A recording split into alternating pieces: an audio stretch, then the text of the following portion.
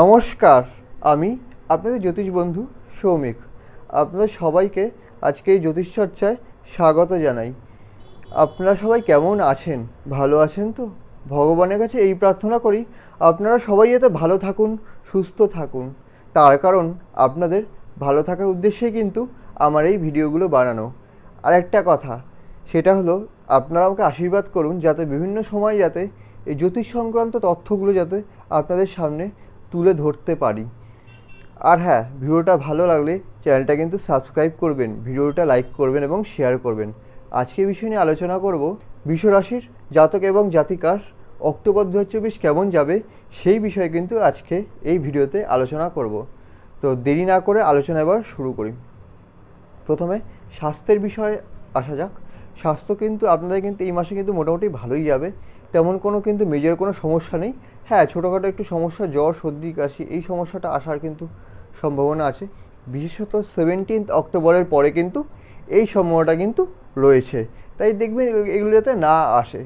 এরপর আসবো বিদ্যার বিষয়।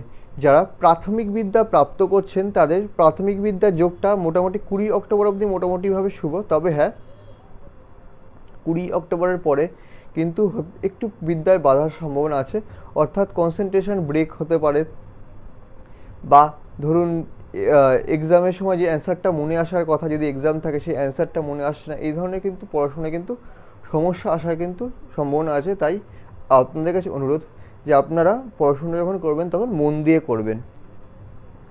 তো এবার এবার আসি উচ্চবিদ্যার বিষয়। উচ্চবিদ্যার বিষয়ে যদি বলতে চাই তাহলে বলবো যে আপনাদের পড়াশুনোর ক্ষেত্রে বাধা আসার যে সম্ভাবনা সেটা প্রাথমিক বিদ্যার তুলনায় কিন্তু কম রয়েছে। তো সেই জন্য এইটা নিয়ে কিন্তু এটা নিয়ে বেশি চিন্তা করার সেরকম কোনো কারণ নেই। তবে হ্যাঁ, যখন পড়াশুনো করবে তখন দেখবেন যাতে কনসেন্ট্রেশন যাতে সেই পড়াশোনায় যাতে থাকে।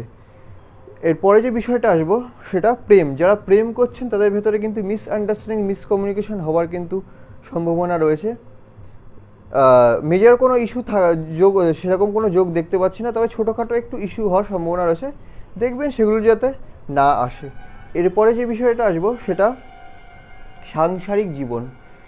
সাংসারিক জীবনের বিষয়ে যদি বলা হয় তাহলে সাংসারিক জীবনের ক্ষেত্রে কিন্তু মোটামুটি কিন্তু সাংসারিক জীবন কিন্তু ভালোই যাবে, তেমন কিন্তু সাংসারিক জীবনের ক্ষেত্রে কিন্তু অসুবিধা লক্ষ্য করছি না।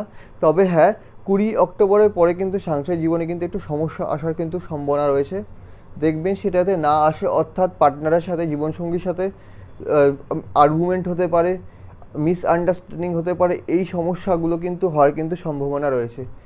তাই একটু মাথা ঠান্ডা রাখবেন এবং এই ম্যাটারগুলোকে সলভ করার চেষ্টা করবেন।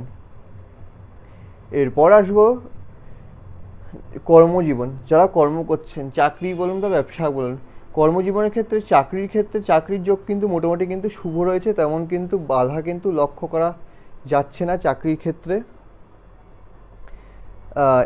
শুধু একটা জিনিসই লক্ষ্য রাখবেন যে 17 অক্টোবরের পরে কাউকে এমন কোনো কথা বলবেন না যাতে করে শত্রুতার সৃষ্টি হয় বা অযথাতে বদনাম না হয় চাকরি ক্ষেত্রে, সেটাও কিন্তু লক্ষ্য রাখবেন।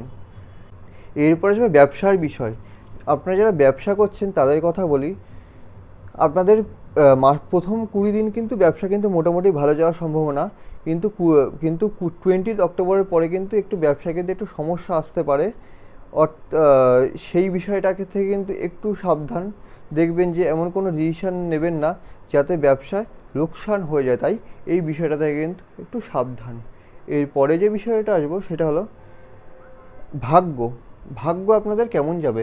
ভাগ্য কিন্তু এই মাসে কিন্তু মোটামুটি কিন্তু সুপ্রসন্নই যাবে, তেমন কিন্তু বাধা আসার কিন্তু সম্ভাবনা দেখতে পাচ্ছি না। এরপরে যে বিষয়টা আসবে সেটা হলো পিতার সাথে সম্পর্ক। পিতার সাথে কিন্তু সম্পর্ক কিন্তু মোটামুটি যাবে, খুব একটা ভালো কিন্তু এই সময় কিন্তু যাওয়ার লক্ষণ দেখতে পাওয়া যাচ্ছে না।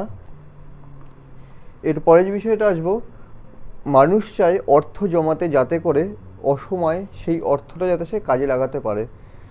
তো সেক্ষেত্রে বলি অর্থ কিন্তু জমানোর কিন্তু যোগ কিন্তু মোটামুটি রয়েছে এই মাসে। বলবো না খুব শুভ, বলবো না যে খুব খারাপ, মোটামুটি কিন্তু অর্থ জমানোর যোগ কিন্তু এই মাসে কিন্তু রয়েছে। এবার আসি প্রতিকারে। কী প্রতিকার করবেন আপনারা? প্রথমে বলি হনুমান চল্লিশা পাঠ করুন, 1 নম্বর। 2 নম্বর হচ্ছে গিয়ে সূর্যকে প্রণাম করুন। প্রত্যেক দিন স্নান করে উঠে সূর্যকে প্রণাম করুন। ভিডিওটা কেমন লাগলো জানান, ভিডিওটা ভালো লাগলে চ্যানেলটা সাবস্ক্রাইব করুন, ভিডিওটা লাইক করুন এবং শেয়ার করুন। আরেকটা বিষয় বলি, জন্মছক ভেদে ফলের পার্থক্য কিন্তু ঘটতেই পারে, তার কারণ সবার জন্মছক তো আর তো সমান হয় না। ভিডিওটা দেখার জন্য ধন্যবাদ।